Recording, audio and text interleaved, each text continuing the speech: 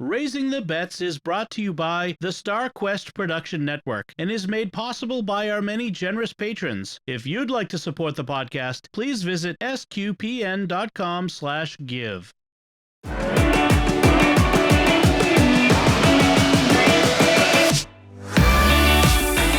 You're listening to Raising the Bets. We're a Catholic couple raising 5 kids outside of Boston. Join us as we share the joys and challenges of marriage, homeschool, and our adventures near and far as we make sense of the world and experience the best parts of our culture. I'm Dom Bettinelli. And I'm Melanie Bettinelli. And Happy New Year. Happy New Year, Dom. She says to what is the word? I forget what the word is, but just to pat me on the head. Patronizing? That's the word I was looking for. Thanks for helping me with that word that I didn't know. Uh-huh.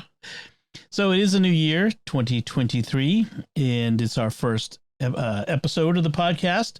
We took a week off for Christmas because neither of us wanted to record on Christmas evening. No. We had other things to do. So let's talk about what's been going on, and we talk about Christmas itself. We went to midnight mass. We did, as usual, and that went pretty well. It was a little concerned that we might not all make it. There was a child who fell asleep, but woke up and was able to go, so that's good. Yeah, this was the first year where the 3 youngest decided not to go to sleep before midnight mass, but just to stay up. And what did they watch with me? What did we watch? They watched something with me. White Christmas? White Christmas, that's right. We watched White Christmas together, which is one of my favorite Christmas movies. I usually watch It's a Wonderful Life on Christmas Eve, but because I just watched it for a podcast, which you could go see on the Secrets of Movies and TV Shows, I didn't want to watch it again already, so I thought I'd watch White Christmas, and I always enjoy that. The best things happen when you're dancing. I think I've seen it maybe once. Oh, it's so good. It's got that 1950s musical perfect life sort of thing. I mean, obviously life wasn't perfect, but it's this sort of image of just supper clubs and, taking the train to Vermont and smoking a pipe, looking cool. And so it's about an image. Well, part of it is about image. It's that 50s cool thing, I don't know. There's something about that the idealized version of the 50s that I still am nostalgic for, even though I wasn't alive then. But you know what I mean? It's like, I know it's an idealization. It's not the way it really was. Just like Gen Z today has this idealized view of the 80s, which I crack up. It's kind of weird. It is so funny because when I see the 80s stuff, like their idea of what the 80s was, and I'm like, no. I mean, sitcoms were like that, but no. I mean, obviously there was big hair and stuff like that, but anyway, White Christmas. So we had midnight mass. Father Matt celebrated that. That was really nice to have Father Matt for midnight mass. And then we had, as the usual, get up in the morning. We got up at a pretty leisurely pace Christmas morning. I was amazed at how much they let me sleep in on Christmas morning. Yes. It was nice. Yep. And then they like getting presents, but they're not obsessed with the presents. Yeah. And I think we've done a good job with making sure that they have not been obsessed with the presents. We had dinner at home, and we'll talk about what we had for dinner in a bit, but we ended up going to my brother's house for dessert. At first, we thought there was going to just be us and them, because, my oldest sister actually was sick, and so she stayed home, and I don't know where Evie was going to be, why she wasn't going to come, but she ended up coming. My brother Bernie and his wife Carol, they have COVID, so they stayed home. So, but we went over. It was nice, and we saw everyone there. Only ones Pete was missing, my oldest nephew, and Joe wasn't there, was he? No. The one next to us, and neither was John Paul, who is in. One of your nephews was there. Yes, that's right. That's it. Just that's Dominic. Right, with his girlfriend. So it was nice. So we stayed for an hour and a half or so. We had some chatting and that sort of thing, and then so this week, the Christmas week, had an unexpected event, which was my mom, who's in a nursing home. She has dementia, so she's been in a nursing home since June. Actually, she went to the hospital the first day of our vacation this year. Remember that? And she never went back home. She went from there to the nursing home. And so I went and visited her in the nursing home on Tuesday with Isabella and Sophia. Then the next day, she ended up actually in the hospital. She had COVID, turns out, which, hey, I was with my mom. She had COVID. Luckily, I didn't catch it. And then, and so she was in the hospital, and she had like all these complications. And to be long story short, we thought this was it. We thought my mom was going to be leaving us at Christmas time. And it was very bad. It was like the doctor who was telling us about it was talking like her blood acidosis levels were literally off the charts. Like literally we can't measure them. And then they got them down a little bit. And it was, so I had to rush in there on Wednesday and stayed there for most of the day with my siblings as we waited to find things out. And I ended up coming home, and the interesting is she's rallied. She's gotten better. She's, as of this recording, she's headed back to the nursing home from the hospital. So, good for you, Mom, holding on. She's really strong. My mom is physically strong. She doesn't give up like that. One of the interesting aspects of it was when the doctor came in to talk to us about her condition.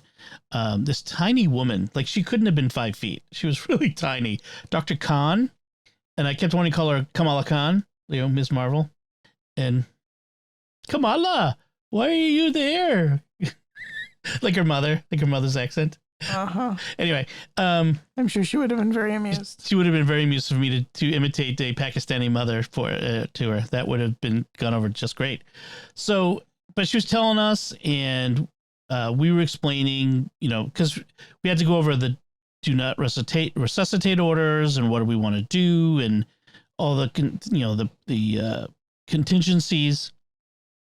We emphasized our faith and what we wanted within those parameters of that faith and my mom's suffering and, asking questions about what's going on. And in the end, she said, I don't think I've ever had a family that was as united in their approach to what was going on, as well informed with as good of questions. And Stu was as calm as we were.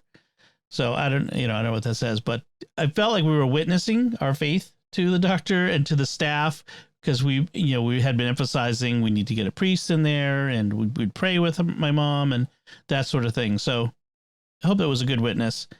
So if you say a prayer for my mom, we lost my dad, as if you've been listening at all, last September, and to be honest, I didn't know if we'd have my mom for a year after that, because just for how it goes. So we'll see. She's holding on. So we did actually have a death this week. Was Pope Benedict died on Saturday. Right. So I keep getting people wanting, like, what is SQPen going to do about it? Do you have special podcasts planned? I don't feel like it. I feel like it would be capitalizing. I mean, other people have to report on things. That's fine. I don't mind what other people do, but I don't have anything particular to do for that. But I did want to just, talk a little bit about how Pope Benedict is for us, because he kind of figures a little bit into our history in a tangential way. His election was during the time that you and I were dating. So he would have been elected in 2005. I think we might have been just engaged. Right. It was right around when we got engaged. So we were together at an event with Scott and Kimberly Hahn when Pope John Paul died. Oh, that's right. So we were engaged, because we were definitely engaged when we went to that. Yeah. So for the election, you used to come over and hang out at my apartment while I was working, and you would sit on my bed and grade papers. Right. And were you there when that happened? No, I think you called me. Right. I was at my office at Salem State, and I remember you calling me and saying that we had a new pope. Right. And that it was Ratzinger. It's Ratzinger. It's Ratzinger. I remember like yelling on the phone, it's Ratzinger. It's Ratzinger. I was so excited. You were very excited. And I was working from home 2005. Oh yeah, this was long before. Yeah, I'm mixing it up in my mind with the Francis election. So yes, that was. So it was kind of a big deal. It's just one of the reasons why part of the reason why we named our eldest son Benedict. Right. The other reason being that Benedict is my dad's middle name. So yeah. But he was Benedict Joseph in part because we thought it was kind of cool to put those two names together because of Pope Benedict's. Yes, because he was Joseph Ratzinger. Joseph Ratzinger. Yeah. And it actually turned out that Benedict Joseph was, in fact, my great uncle's name. That's funny. I didn't know. I knew that my dad had an Uncle Ben, and I suppose it made sense that my dad was named after his uncle Benedict, but I didn't know. And that Uncle Ben was Benedict Joseph. So that's funny. It turned out to be a family name, but it was definitely, we picked Benedict Joseph in part because we loved Pope Benedict so much. Yep. So, God rest him and, rest in peace. One of the towering intellects of not just of the 20th century, but in the church's history, and probably one of the most brilliant popes ever. And yet so humble and so like, I find so many of his books so readable. Like, he doesn't read as like, this guy is way too smart, you can't possibly understand him. No. There are writings of his that are like that. Oh yeah, I picked up one or two books and I was like, no, this is a book aimed at theologians, not aimed at me. Yes, but with his books like the Jesus of Nazareth books or the encyclicals like Spe Salvi or Deus Caritas Est. Those are so good. In fact, I've had Bella reading those for school. So if you get a chance, if you haven't read them, get the Jesus of Nazareth books. Those are like the one on the on Holy Week, the Passion. It is a great Lenten reading. You should read that for Lent. It is fantastic. And the one on the infancy narratives is perfect for Advent. And definitely. Christmas season. Totally. Yeah. Grab those books. Those are really good. So may he rest in peace. So the other thing we did this week was we took a day to go to the Museum of Fine Arts, which we hadn't done in a long time. Not since the spring. I don't even remember when. It's been a while. Yeah, I know. I should look up the photos, but we didn't go for any particular exhibit per se. Like there wasn't like a special exhibition that we were going to, but the girls, Bella and Sophie particularly, had some galleries they wanted to see. Right. Well, Lucy has been reading Egyptian history, so she wanted to definitely hit the Egyptian galleries, and she did. And she actually spent some time sketching. She brought her sketchbook, and she sketched, made a few sketches in the Egyptian galleries, which was fun. And it was very cute. I drew with her a little bit. And Isabella and Sophia both wanted to see the Byzantine exhibit because Bella had done a class on the history of Byzantium this fall. Right. Unfortunately, we didn't get there until the very end of the day, and by that time everyone was a little bit tired. So I think we might need to swing back the first thing next time we go to the museum. Well, we kept getting distracted into the other galleries on the way back to it. Yeah. It was the Byzantine exhibition though was really awesome. It is. They had a gigantic altarpiece with the icons, and then they also had one of my favorite things was that they had music playing of Byzantine chant. Right, the Kyrie. There was a. They had the Kyrie. They had the Christos Anestos. The Christ is risen. Easter hymn. Yep. And then a couple of others. I can't remember. They were Champion General T. A Param or Maho Stratego, and the Trisagion, Thrice Holy Hymn. So I have the picture up here. It was a really nice touch to kind of make the experience very immersive. Yes. Yeah, it was really good. It was a great exhibit. So yeah, trying to think of what else we saw that. Oh, and then of course I love going to the Impressionists.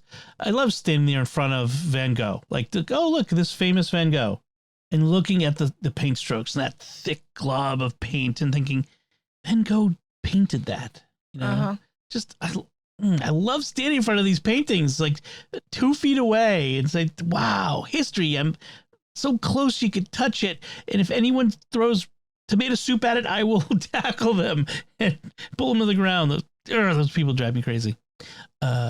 So yeah, it was really cool. It was good. I'm so glad we went. We have to think of where else we want to go. Do we want to go to a different museum or other places that we haven't been lately? The kids are all rooting for either the zoo or the aquarium. I would also like to take them to the Harvard Art Museum, which none of them have been to. I've been, but actually, Ben was saying he'd like to go to the Science Museum. Oh yeah, Museum of Science. They have never seen the Van de Graaff generators. I know, because Bella used to be terrified of the whole lightning thing, and it's this huge device, like several stories tall, that makes lightning. It's awesome, right? I mean, I think in the past people were a little bit had too many sensory issues, but I think now they're old enough that they would all appreciate it, and nobody would be freaked out. Yeah. The aquarium is super expensive. Just put it is super expensive. Yeah. Compared to all the rest. And they have to feed all those fish. And then and the penguins. And the penguins. And the Museum of Science isn't too bad. But I love the Museum of Science, actually. It's really fun. But I'd say the 2 best values in town for families are the zoo, the Franklin Park Zoo, and the Museum of Fine Arts. Like if you're going to go more than once to the Museum of Fine Arts in a year, you get a museum membership for your whole family, and it pays for itself. And the same thing with the zoo membership. It pays for itself. The Museum of Science is probably would pay for itself, but it's a lot more. Like it's a lot more all together. So yeah, I'm glad we went. It was nice. All right, so let's talk about food stuff. There's been lots of food.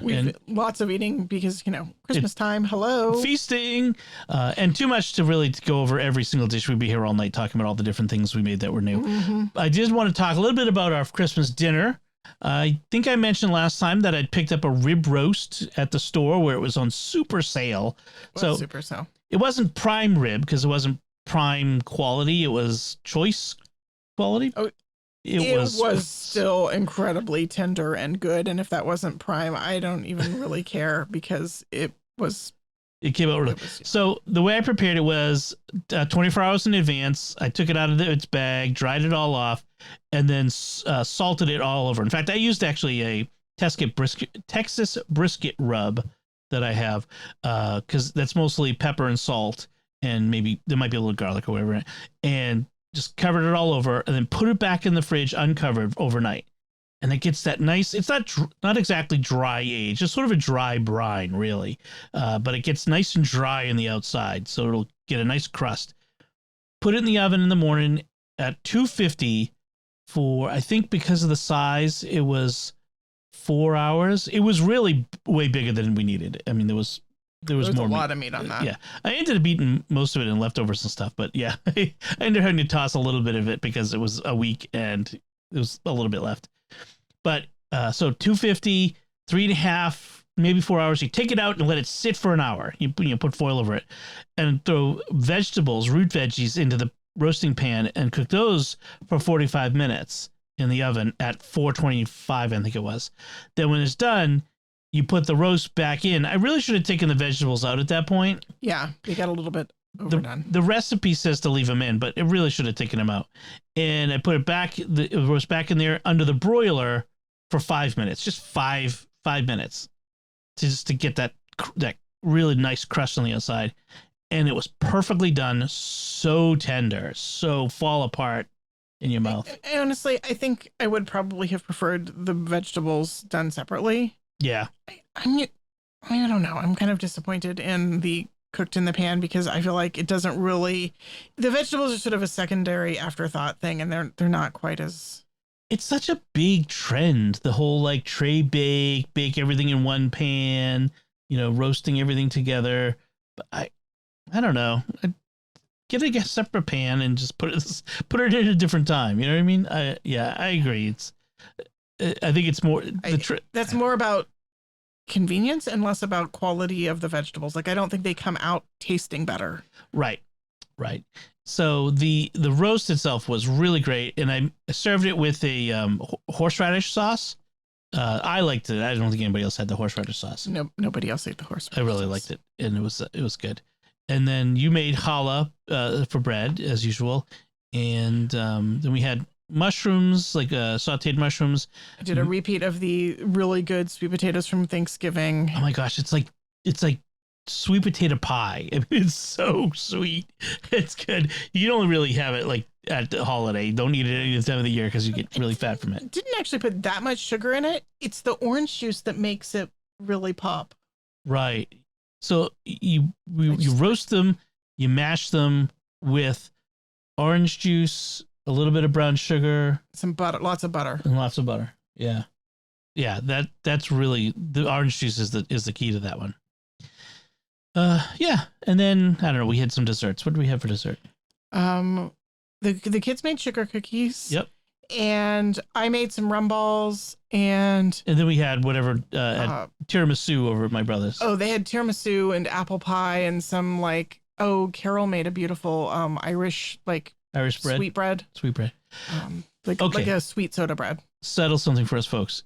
Is pie a Thanksgiving dessert, Christmas dessert, or Thanksgiving and Christmas dessert? We agree it's a Thanksgiving dessert, but when you think of pie, do you think Christmas? When you think of Christmas, do you think pie? That's what I mean. Like if you're thinking of your de rigueur, what we have to have for Christmas, is pie on your list? Because Dom said, "What kind of pie are we having for Christmas?" And I was like, "Pie for Christmas?" Yeah. I've never thought of pie, like cookies and cakes. My siblings were like, Francesca was the same way. So what kind of pies are we having? Like,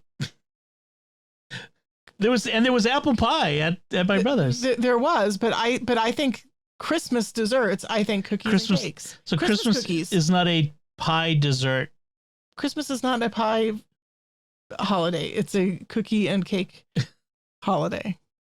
Maybe it's a cultural thing. I don't know. Maybe. I can't believe we've been married this long, and I was just like looking at you like you had two heads. Like pie. Christmas. I thought it was funny. Like you were so flabbergasted by saying pie. What kind of pie are we having for Christmas? What? Yeah. Anyway, ricotta pie, Anyway, so then this week we had a few different things, but I wanted to highlight one, which is a way to use up if you like cheese. And my family, we like cheese. We like cheese. We like lots of cheeses, but we always end up with these hunks of cheese in the cheese drawer. We have a cheese drawer. We have a cold cut drawer, like a lot of people do, in the fridge. And so we have all these like ends of cheeses, blocks of cheeses. They get a little dried out maybe, or they just a little tiny bit moldy, but you can pare the mold off. And this is a recipe I saw from Jacques Pepin on social media a couple on Facebook. Years ago. Yeah, 2 years ago. Yeah. Anyway, it's his adaptation of his father's recipe, and it's called fromage for strong cheese. Yeah.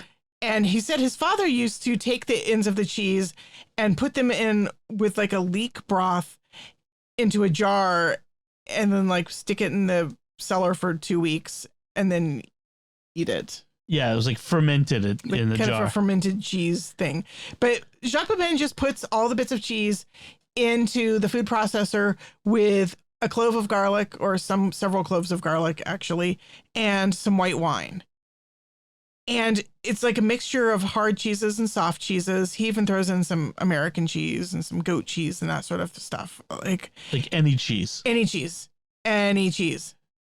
And just mix it all up. I think it was like process the garlic cloves, then process the hard cheeses, and then add the soft cheeses and the wine. And you do want a combination of hard and soft to make it spreadable. But if you only have hard cheeses, your soft cheese could be like cream cheese. You could add sour cream. You could add so really, it's very, very flexible. And he said, whatever dairy you have. He said the joy is that it's different every single time. Yeah. So we made that. We tended to have a lot of Italian cheeses. Yeah, there was Asiago, Pecorino, Parmesan, mozzarella. There's a lot of those cheeses. There was like a bit of Jarlsberg and some cheddar and some Gouda. Yeah, we had some of the other ones too. It was good. Now, as just like the whipped sort of cheese, it was good. I'm not sure how much of it I would eat, but what was magic? First, in the fridge overnight might be even better. Okay. Yeah. But what was really magic was taking that and spreading it on some toast, some lightly toasted bread, and putting it under the broiler for a couple minutes until the cheese got all melty.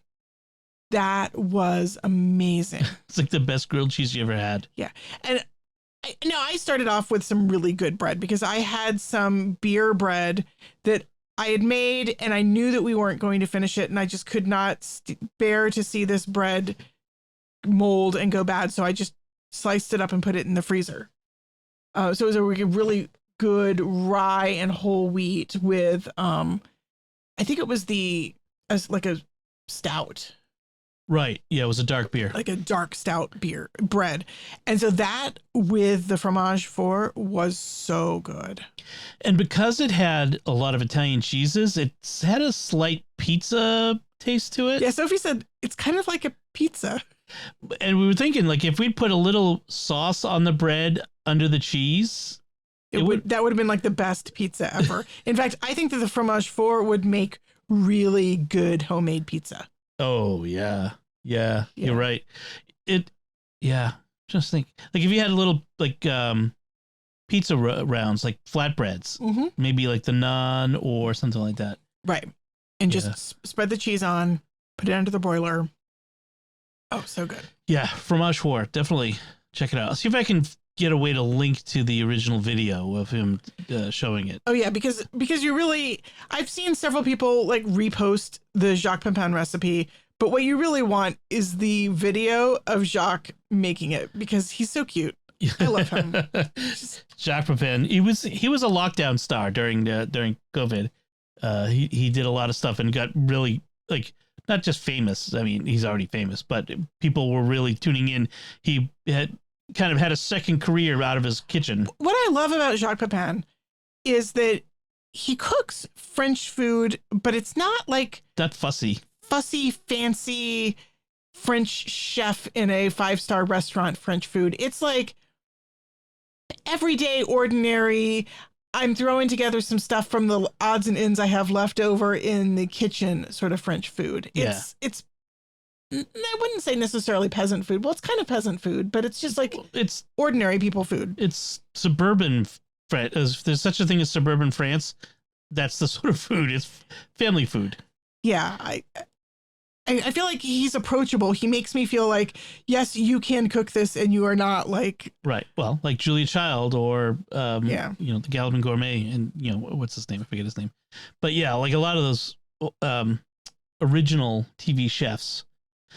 So the other thing I just want to mention is this, what Melanie is drinking right now. I'm not drinking at the moment, but we had Prosecco to toast in the new year.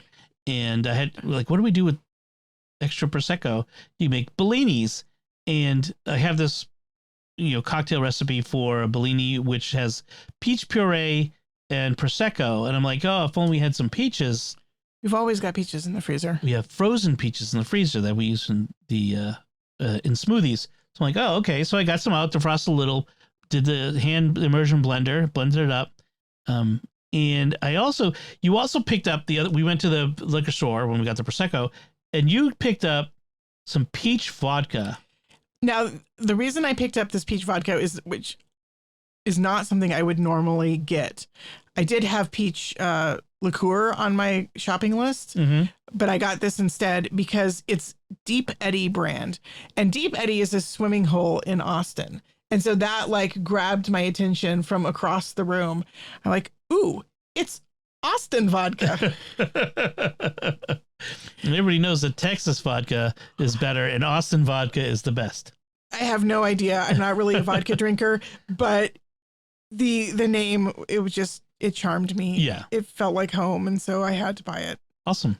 Yeah, it's not bad. I mean, it's not cold enough, which I would have thought with the frozen peaches and the Prosecco that was in the fridge, it would be colder, but I don't know. Maybe it's just maybe the vodka needed to be chilled too. Yeah, maybe, or just I should have thrown it in a shaker with some ice. Yeah, it would have been better. But it was good. It was pretty good, and with a little bit of the peach vodka in it, it would add a little bit more peach kick. So that's what we've been eating. And for New Year's, I made fudge. Oh right, fudge. I made just a really quick microwave fudge. My favorite recipe, where you take the can of sweetened condensed milk and 2 cups of chocolate chips and you heat them in the microwave until they're all melty, and then you stir in vanilla. And then you put it in a pan. Except this time, in addition to the vanilla, I put in a couple teaspoons of amaretto and a half cup of almond slices. So it was not strongly amaretto, but it had just a little bit of an amaretto flavor to it, which I thought was really good. Yeah, that's good. It's like you said, super easy. Yeah, I mean, there are fudge recipes which are very finicky, and you have to have the candy thermometer and get it to the exact right, and you can't stir it too much or too little or whatever. That's not my. Or use chocolate chips and sweetened condensed milk. That's not my speed. No. So, all right. So let's talk about things we've been watching and reading. Obviously, over vacation, there's a lot more watching of things. Yes. So while you were away in Texas, well, I don't know if this was while you were away. Anyway, I watched Jungle Cruise movie with Dwayne Johnson and, what's her name? John Krasinski's wife, Emily Blunt, based on the Disney ride. The Disney ride. And in fact, there's an opening scene that is right out of the Disney ride. Like it's like where like he's got tourists on the boat and he's like pretending that they're being attacked by wild animals and all this sort of stuff. I read reviews. I was not intrigued. It was okay. Although I have to give it credit. There was a huge twist near the end I did not see coming. That's impressive. Yeah, it was. I'm like, oh, okay. No, I mean, The Rock was okay, in a role like this.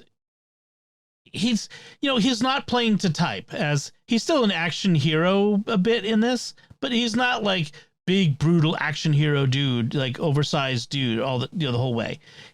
He's more like just regular guy action hero in this. And he's not just, a mindless brute. So I give him credit for that. It was entertaining a little bit. There was a scene in it where the main character, Emily Blunt's character, is a female adventurer, and of course we have to go to the whole trope about the misogyny of the early 20th century and all that sort of stuff. We had to get into that. But there's a scene where her brother is coming along with her, and he's talking with The Rock at some point, and he just like lays out there that how he's gay, and it's like it was completely irrelevant to the movie. It had no bearing whatsoever on anything else going on in the movie. But we had to it was like, oh, it just felt so gratuitous. So that's one knock against it that I had on it. So it was all right. I mean, I always enjoy watching Dwayne Johnson, and Emily Blunt is always a delight in whatever she's in. She's always fun. I finally finished the Netflix series Longmire. I've been watching that for about a year. It was 6 seasons on Netflix. I think of 10 episodes each season. And Katie Sackhoff was in it. Right. And Lou Diamond Phillips and some other folks.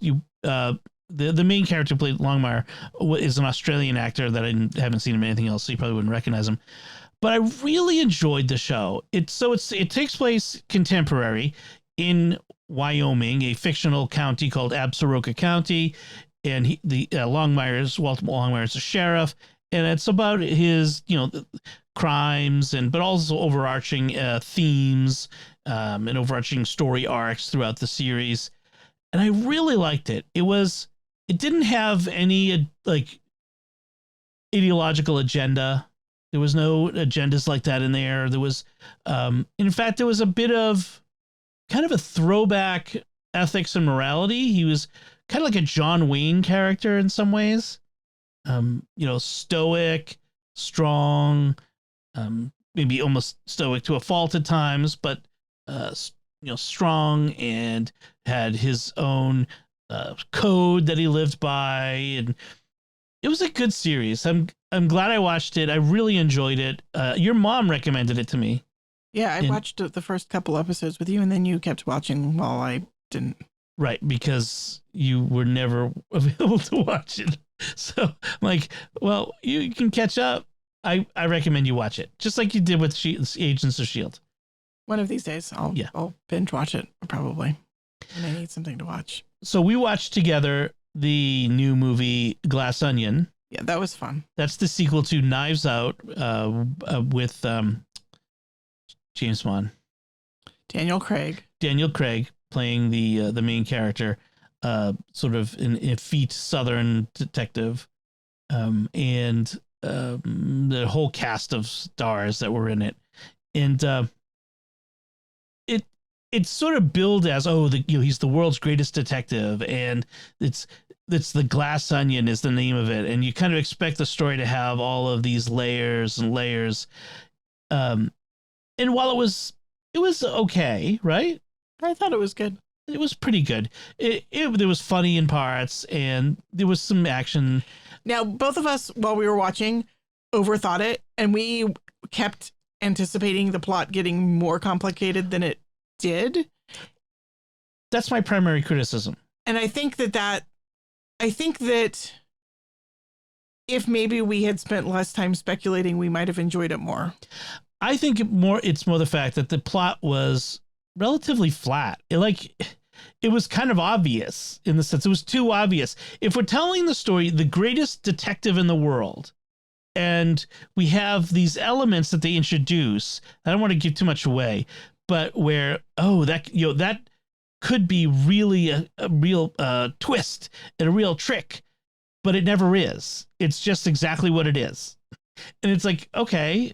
It's just, it never ends up going there. It's like, well, why not? Like, you could have done more, and it's just, he went the very obvious route. Like, to me, the killer is the way too obvious one in the end. Right. We were expecting it to be more sort of Agatha Christie, like misdirection, like not, right. Oh, it can't possibly be that guy. It has to be this guy or that guy or the other guy. And right. I expected, you call it Glass Onion, which it's Glass Onion is a reference to a bar that all of the characters had some connection to in their past. But I also expected it to be like an onion, like you layers, right? And it's like, I guess there was a lot of, comparing it to Knives Out, it was a bigger movie, because Knives Out was so popular that they needed to go even bigger. I mean, Knives Out had an all-star cast, it did, but it was a smaller movie. This was a much bigger movie, I guess. And there was like stunt casting with cameos and stuff. Who was the guy who doing the COVID vaccine thingy at the beginning there? He was in the movie we watched on Apple TV with Ewan McGregor and their two brothers. Anyway, I'm blanking. Yeah, he had a cameo, and there was some other things like that. So I thought it was really fun. It was just not quite as complicated as we thought. If I'd gone in with different expectations, I would not have been disappointed. It was spectacle, that's for sure. It had plenty of spectacle to it. There was a quote. Now I'm gonna. There it is. There was a quote in it that I thought it was really good. At one point, the character Benoit Blanc is speaking to one of the other characters, and she says, some people get offended because I speak my truth. And he says to her, it's a dangerous thing to mistake speaking without thought for speaking the truth. I thought that is really good. Because there are a lot of people out there who like, I'm just speaking my truth, and what they're really doing is just speaking without thought. I'm just a blunt person, huh? They're bloviating. Yeah, I'm just a blunt person. No, you're just you're rude and thoughtless. But yeah, so that was a good quote from the movie. So what have you been watching lately? Let's see. I did several like very light popcorny things while I was wrapping presents because I want to have something to distract me while wrapping presents, but nothing that's going to like get me too engrossed. Yes. So I watched the second Enola Holmes movie, which was very lighthearted and fun. I mean the anachronisms are horrible, and it's really not very close to the spirit of the original Sherlock Holmes, but it's fun. It's just silly, fun costume drama. Like, it's a romp. Yeah, I watched the first one and it was amusing. Yeah, it's nothing. If I take it too seriously, and try to critique it, I will be like all over it. But just as a fun, I don't expect anything from this movie except to be entertained. It was entertaining. Then I also watched a Netflix adaptation of a book that I've never read, partly because I thought that I probably wouldn't enjoy the book, called Catherine Called Birdie. And it's a novel that's set in the Middle Ages. It's for sort of the junior high level reader. The protagonist is 14 and she's a very modern 14-year-old girl. And she nothing about her feels in keeping with the Middle Ages at all, except the fact that like her material living conditions are medieval, but her attitude, her point of view is very modern. It was okay. The modernization and it's ironic because like I was not at all bothered by the anachronisms in Enola Holmes, not expecting much from it.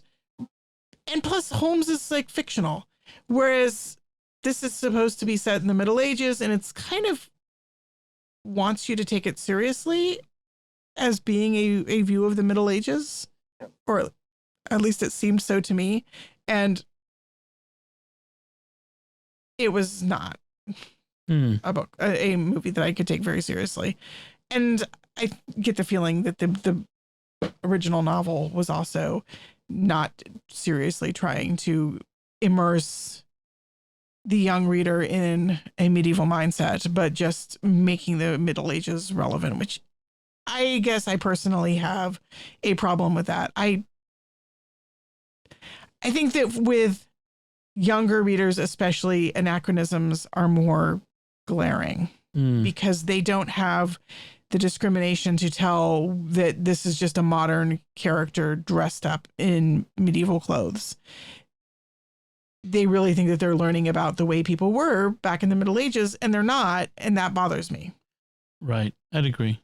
But it was okay. Then I also watched the first episode of Wednesday, which is the Netflix sort of sequel to the Addams Family almost. Yeah, it's kind of a Addams Family, not so much a remake, but like a spin-off. Wednesday Addams at boarding school. In high school. It's super popular right now. Right. It was fun. I will probably eventually go back and watch the rest of it. I mean, it is silly, it is campy, but that's the Addams Family for you. Yeah. And there is just no pretensions about it. Christina Ricci, who played Wednesday Addams in the early 1990s movie, plays Morticia in this one, and she's fun. And it's very like stereotypical. Every trope from teen fantasy fiction comes out. Like the cool kids at the school are divided into 4 groups. And guess what? They're the werewolves, the vampires, right? I'm trying to remember the other 2. The sirens and the The stoners. Oh, the Gorgons, because they're the stoners. Right. Oh, Gorgons, get it? stoners. It was a gag, not like a real attempt to try to nail down the culture of a magical school, but as a gag, it was funny. All depictions of magical schools in TV now are just derivations of Hogwarts. Yes, pretty much.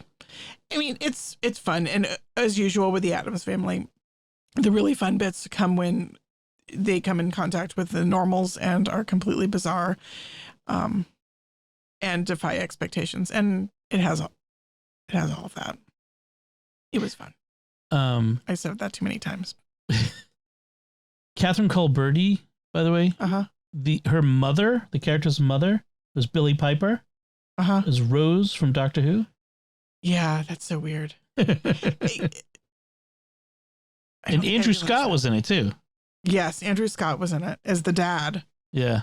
Like, weirdest parent couple ever. You've got Professor Moriarty from the Benedict Cumberbatch Sherlock and Rose from Doctor Who. Rose Tyler. It's yeah. But yeah. Anyway. Written and directed by Lena Dunham, which is kind of interesting. That in itself should probably have clued me in that I wasn't really going to like it. In fact, I did not set out to watch this movie. It was more like I was flipping through Netflix looking for something, and I was just curious enough about it to look at the preview, and then instead of showing me the preview, it just started the movie, and I just was too distracted to stop it. If people go looking for it, it's actually on Amazon, not Netflix. Oh, not Netflix? Yeah. Oh, okay. Yeah. Anyway, sorry. Wrong streaming service. Wrong streaming service. So that's what we've been watching. So you've been reading as usual. A lot. You finished your book that you were reading last time? I finished, A Ghost in the Throat, which was the semi-fictionalized memoir of, cannot remember her name because it's Irish. Oh, yes, the poet. The poet. Yeah. Doreen something or other. Oh, now you have to go look it up. Yeah. See, anyway. I should remember this. I think the first part of the book was my favorite part, and after that, it kind of dragged after a while, but it was good. I mean, she continues to be obsessed, and she never really finds the answers to her questions about the original poet. Because really, you can't. I mean, it's essentially sort of there is no historical record, and so ultimately, it's kind of about the way in which the historical record, the official record, does not contain much about historical women. If you look for a specific woman, you often can't nail down her biography because she just slips through the cracks. And so it's kind of this interesting sort of the primary metaphor I would think for the experience of reading the book is like trying to hold a handful of sand and watching it slip through your fingers. Like the tighter she grabs at the history, the less she has. Right. So it was interesting. Then I also read or reread Till We Have Faces, the C.S. Lewis novel, which again, his best book. So Space Trilogy, which I've never read, are they literally like 3 parts of a story, or are they 3 separate stories? They're 3 separate stories, but the characters overlap. Like each one is kind of a standalone, but the main character Ransom is in all of them. Okay.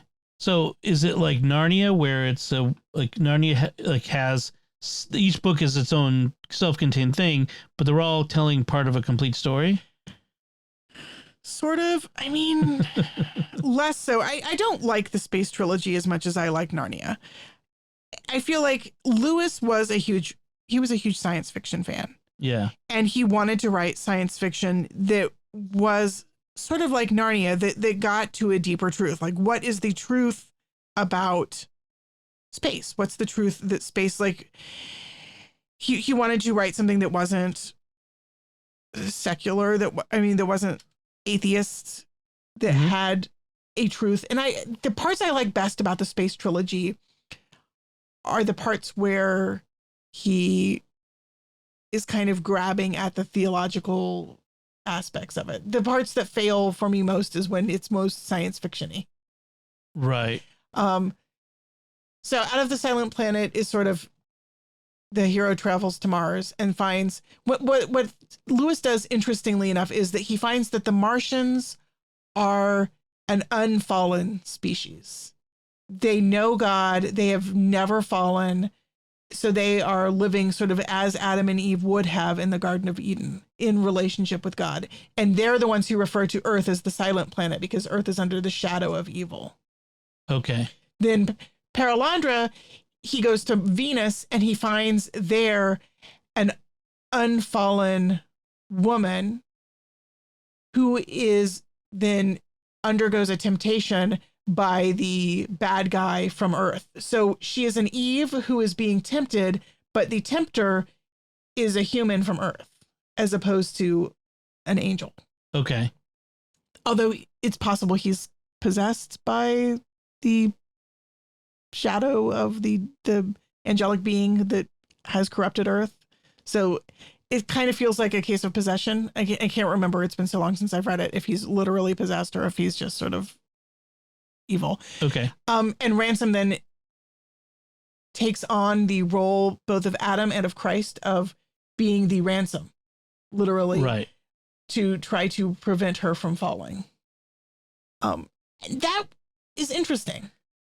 And then the third one, I feel like kind of goes off the rails because he brings back Merlin and it's set on Earth and it feels very, very, very much more of its time than the other two of the space trilogy. Until We Have Faces is not part of the space trilogy. Till We Have Faces is completely different. Till We Have Faces is his last and best novel. It's a retelling of the Cupid and Psyche myth. Oh, okay. No, for some reason I thought it was part of the space trilogy. Okay. Completely unrelated. Right. Yeah, Till We Have Faces is basically Cupid and Psyche, but told from a Christian perspective. Except it's not, none of the characters are Christian. I mean, it is set in the pre-Christian pagan times, but the imagination that tells the story is Christian. Like Lord of the Rings. Right. Except more, I feel like it's a little bit more directly allegorical. I mean, Lewis is always a little bit more allegorical than Tolkien is. It's not an allegory, right, but it pushes a little bit closer towards the boundaries of allegory. I mean, it's a beautiful book. The main character is Psyche's sister, the one who tempts Psyche to look at her hidden god husband because she says he's not really a god. He's a monster. And she is a woman who is profoundly flawed, who wants to challenge the gods because she thinks that they are unfair. And so the book is written from the first person point of view as her testimony against the gods. Okay. And if you know Cupid and Psyche, which is sort of one of the basic legends, it's the one that underlies Beauty and the Beast, for example. Beauty and the Beast is just a Cupid and Psyche story. Okay. I see that. It's kind of one of the most fundamental stories, and I love what Lewis does with it. He really baptizes it and makes it his own. It's a really beautiful novel. Okay. And then let's see, what else did I read? You reread another book that you've read a couple times. Oh, I reread The Goblin Emperor, which I just keep rereading. I love it. I don't know why I love it so much, but I do. It felt like the perfect New Year's Eve book to curl up with and just binge read, and I finished it today. You started it yesterday. And I think I actually finished it. I started a few days ago because I just wanted something kind of comforting and familiar to read rather than starting something new. I mean, I am working on a couple of new things, but nothing that was really grabbing me right now. Okay. Well, I finished a book called Travels with George in Search of Washington and His Legacy. Yeah, you've been talking about that, right? By Nathaniel Philbrick. Yep, I finally finished it New Year's Eve. I finished it, so I got it in just under the wire on my Goodreads. Oh, there you go. And it was the only nonfiction book I read last year, I realized. You know, I looked over and I really did not read a lot of nonfiction last year. It just felt like a year for reading fiction. For reading fiction. I read a lot of genre fiction, the series that I've been reading. Yep. I need to expand back out again. Part of the problem is there's certain history. I like reading history, Revolutionary War history books, and some of those I'm waiting for authors to release their next book. So that's part of it. I mean, I'm sure there's other good books out there that are history. I've been meaning to read Stephen Ambrose's World War II book, Citizen Soldier, but I may pick that up at some point too. But this book, Travels with George, it's a bit of a different book from Philbrick. It's a much more personal book. So after he was elected, George Washington took a series of journeys throughout the country. I mentioned it before. I know. I'm just going to recap a little bit. And Philbrick, with his wife and their dog, kind of followed along. And so what this book is both history, but also a little bit of a travelogue. And so a lot of Philbrick's personality comes out in it, which is interesting. He spends a lot of it talking about slavery, and the second part of the book had a lot more about slavery in it because that covers the southern journey that Washington took. Goes a lot into his relationship with Jefferson as well, and I thought at first it was just going to be simply Washington bad. He owned slaves, although he was a great man. It had a very nuanced take on Washington's complexity. He had a complex attitude about slavery and owning slaves.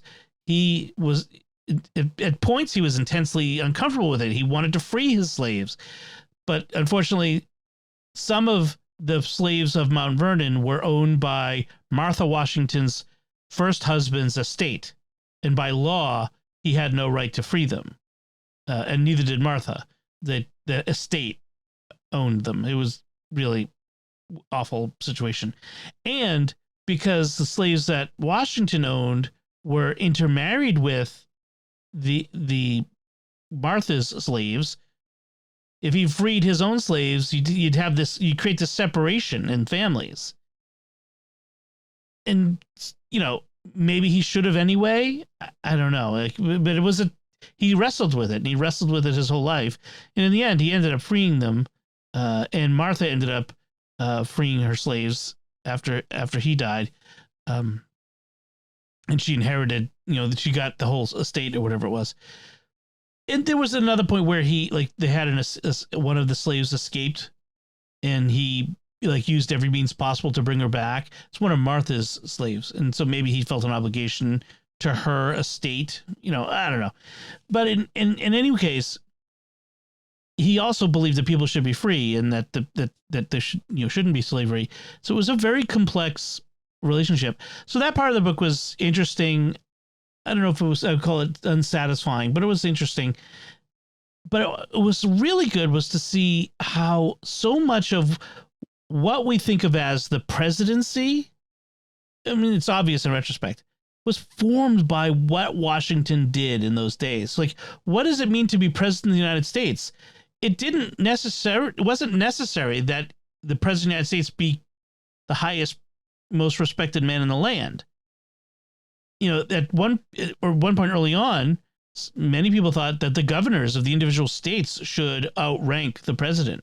In fact, when Washington came to Massachusetts and he came to Boston, Hancock invited him to his house, sort of, but not in a formal, but sort of from higher to lower, inviting him to attend him at his home, sort of thing. And Washington refused to go until finally it became so apparent, and because Washington was so popular in the time that everyone was on Washington's side, that Hancock, it became so clear that there was this division. Hancock finally had to come to Washington to see him where he was staying in Boston. And it was it was very interesting how Washington created the American presidency by just the way he carried himself.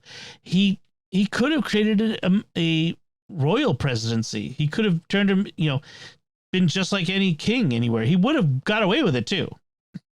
Washington could have pretty much done anything he wanted to.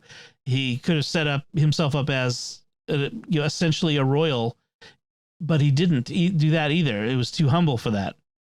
and so he didn't like the pomp and circumstance. He allowed certain, people to do things, but whenever he could avoid it, he'd avoided, big military escorts and a big to-do and all that sort of stuff. It was really interesting. I've read so much about him during the war. I hadn't read as much about him, or almost anything about him, after the war as president. And it was really after the war they went back to it always comes back to Hamilton. And it always comes back to Hamilton. And so I thought it was good in that respect. And I would like to read more about President Washington, to find out more about that era after the war. So that was good. So it's a pretty good book. I'd recommend that one. I've picked up a new Tom Clancy that I'll talk about when I finish that. My goal is to read faster, and the only way I'm going to read faster is to stop reading as much social media. That has been, I think, over the last couple of years, has been really my downfall with reading. Is my free time, I open the phone and I look at Twitter, and what I should be doing is picking up my Kindle and reading my book. I also have the Tolkien Fall of Numenor book that I got on my desk right there. And the new hardbound copy of the Silmarillion, which I've read the Silmarillion a bunch of times, but I want to reread that. And I'm going to read those in hardback, like kind of the old-fashioned way. For you, that's not a big deal. For me, it's kind of a big deal to read a hardcover book. Right. Everything's Kindle all these days. How many books did you end up reading this past year? 15. Wow. I think it was 15. Might have been 12. 12. 15 is my new goal, which I'm going to surpass by a long way. I mean, to give it perspective, 3 years ago, it was 35. Right. So I really fell behind. You have. So I need to, there's so many books that are on my list. I will never catch up if I don't start reading them. So I really need to get at it. I actually felt pretty good. My goal for the year was 52. I was going to do a book a week on average. Yep. And I ended up with 71. Wow. Not counting the rereads, although I did count a couple of books that I was reading with the kids. So not counting the rereads. Wow. Father Roderick does like over 100, but he does lots of audiobooks. Yeah, I found audiobooks definitely kicked my my numbers up. There were a few books that I read by audio. I just don't have time for audiobooks because you listen to podcasts. I listen to a lot of podcasts, so I listen to more audiobooks than podcasts. Yeah, not even my podcasts. No, I don't. You hear me enough. So otherwise that's probably it. Cool. All right. This is going long, so let's get to our segment where we talk about what we've been hearing at Mass. And so I'm not going to go all the way back to Christmas. Let's talk about today, the Feast of Mary, Mother of God, the octave day of Christmas, and the readings, which really focus on, it's kind of funny. The gospel is a nativity reading, though, which is the shepherds went in haste to Bethlehem and found Mary and Joseph and the infant lying in the manger. When they saw this, they made known the message that had been told them about this child. All who heard it were amazed by what had been told them by the shepherds, and Mary kept all these things, reflecting on them in her heart. Then the shepherds returned, glorifying and praising God for all they had heard and seen, just as it had been told to them. When 8 days were completed for his circumcision, he was named Jesus, the name given to him by the angel before he was conceived in the womb. So it does have a distinctly Marian flavor because it focuses on the Mary pondering things in her heart. Yes. Which works beautifully for today's feast of Mary, Mother of God. Right. I mean, this is Mary in her motherhood at its most essential right here. And so Father Matt said one of his favorite writers, which I'm guessing was Chesterton. He didn't name the writer, though. Right. So, because last week he mentioned he name checked Chesterton at Christmas. So I'm guessing it was Chesterton. I didn't recognize this as a Chesterton thing, but said his favorite writer names 3 words that really jump out of this this gospel that really are these emblematic. So the first one that really is important here is haste. The shepherds went in haste. And he says, where else do we hear about haste? Mary went in haste to Elizabeth after Gabriel had given her the message. And he said, when we have an experience of God made manifest, when God doesn't just show up and say, hey, how's it going? How you doing? I just thought I'd stop by, see how you doing. God appears to us to give us a mission. God's got he's got a mission from God. God's got a purpose. When he shows up, he's got something for you. If you ever see an angel, you know life is about to change. So when God becomes manifest, we're given a task and we take that commission in haste. You know, there's no time to waste. Don't delay. It's when you're called, you got to go. And so then the reflection is, how am I called to respond to the love that God has for me? How am I called by God? We're called and we're moved to respond. It's not just, okay, I'll get around to it. No, when you get that call, it's like the emergency call, you know, at the fire station, and you slide down the pole and get in the truck. You know, you gotta go. She's making a face. I got all the sound effects today. That was a weird sound effect. You know, the emergency 51. You've got a call. Blah, blah, blah, blah, you know. I have no idea what you're talking about. If you are over a certain age, you watch the TV show Emergency 51. I've never heard of it. You're not old enough. And it was a show about a firehouse in Los Angeles, of course. But it was particularly about the EMT crew. And they were engine 51 firehouse, emergency 51. And so whenever the alarm would go off in the firehouse, it would have particular tones to denote, I think, what kind of call it was or something like that. Anyway, so it's always been in my head, you know, that's what the emergency in the firehouse sounds like. Anyway, so the second word was amazed. All who heard it were amazed, or some translations have it as astonished. Or astounded. Or astounded, which is another word, astounded. We can be astonished by God. You know, he talked about how we can hear God in the created order. Okay, we hear God in a beautiful nature or art or music. But when he breaks into our lives in that supernatural way, in the beyond the created order way, it changes us. We are astounded. We are amazed. We're breathless and wordless. We're silenced in the face of it. We just, for a moment, we're frozen. We can't, wow, just, you can't even put into words what you want to say. And that's that amazement. We're astonished by God. And so that astonishment changes us. Well, he said what makes it different is that we are moved, not like emotionally moved, but in terms of moving to action. Right. Like that experience of God moves us into doing, not just experiencing or being. Right. When you hear beautiful music, you are moved emotionally, but when you hear God calling, you're moved to action. And then cherish, or this gospel says she reflected them on these things in her heart. Some translations have it, she cherished them in her heart, which I think is a better word. Yeah, the one I think mostly is pondered, but I like cherish better, because you cherish something is not just to reflect or to ponder, it's to treasure. To treasure it. And not just treasure like you shove it in the safe and walk away and now you know it's in there, you don't have to worry about it. To cherish something is to hold it close, and to consider it, and to think about it, and to hold it dear.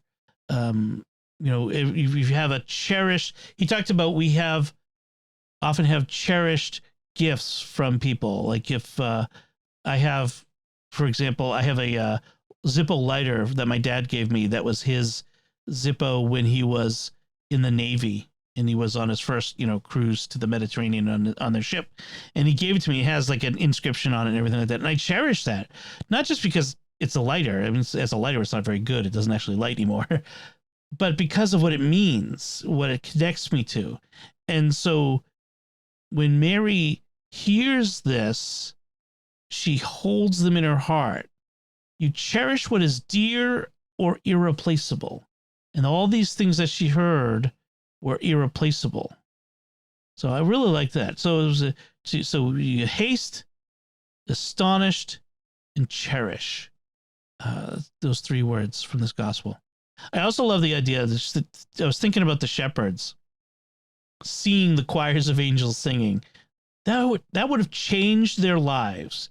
They would be different from the rest of their lives. I love the antiphons for the morning prayer for the octave of Christmas. Have an antiphon. Tell us, shepherds, what have you seen? What has appeared on earth? We have seen a newborn infant and a choir of angels praising the Lord. And I really, that one for some reason just really hits home. I think it's the sort of the question and answer part. Like, tell us, shepherds, what have you seen? Like, that they're announcing. I want a scene in an episode of The Chosen where Jesus encounters one of the shepherds all these years later. Oh, that would be awesome. And the shepherd himself just, I knew you. I saw you as a baby. I knew you. The angels spoke to me. You know, that he'd be an old man by this point, you know, and, you know, maybe he was a boy like Ben's age at that time. And now he'd be an older man now. And I knew what, because of what the angels said. I've known all this time. Right. I mean, it's interesting that God chose to announce his presence to the world. To the lowest of the low. The shepherds. Shepherds were not at all anywhere on the ranking of society. They hung out with smelly sheep all day and night. They were not quite welcome in polite society. And yet they're the ones that were given the message. That was the thing, is they made known the message and told them about the child, and they went to go tell everyone. It's wild. It's wild. So beautiful gospel on a beautiful Sunday, and I love the Christmas octave. It is just gorgeous. All right, let's wrap things up there. We want to take a moment to thank our patrons who make it possible for us to create Raising the Bets, including Susan P., David S., Jared H., Richard V., and Janelle K. Their generous donations at sqpn.com/give make it possible for us to continue Raising the Bets and all the shows at StarQuest, and you can join them by visiting sqpn.com/give. And that's it for this time. Find links from our discussion in our show notes at sqpn.com/bets. That's BETTS. Send your feedback at the StarQuest Facebook page, facebook.com/StarQuestMedia. Send us an email at bets@sqpn.com, or visit the StarQuest Discord community at sqpn.com/discord. Follow Raising the Bets in Apple Podcasts, Google Podcasts, Spotify, Stitcher, TuneIn, your favorite podcast app, or at the StarQuest YouTube channel, where you should also make sure to hit the bell to get notifications. Until next time, I'm Dom Bettinelli. And I'm Melanie Bettinelli. Thank you for listening to Raising the Bets on StarQuest. Here's another show on the StarQuest network you're sure to enjoy: The Secrets of Stargate. Find it wherever fine podcasts are found, or at sqpn.com/Stargate.